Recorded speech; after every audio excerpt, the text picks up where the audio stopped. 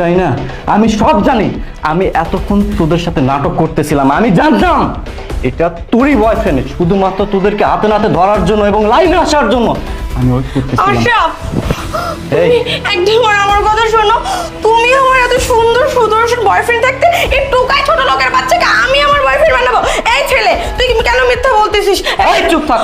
তুই কি ভেবেছিস আমার কাছে কোনো প্রমাণ নাই? দেখ তো এই ছবিগুলো কার, বল এখন কি বলবি? হ্যাঁ, এআই এর মাধ্যমে তো এডিট করা যায়। এই আমাকে ফাঁসানোর জন্য ওরা এরকম করতেছে। এই শোন, আমার নাম কি জানিস? আমার নাম আশরাফুল ইসলাম। আমার নাম শুনলে বাঘের সিংহে এক ঘাটে পানি খায়। আমার নাম শুনলে গর্ভবতীর পেট থেকে বাচ্চা বের হয়ে আসে।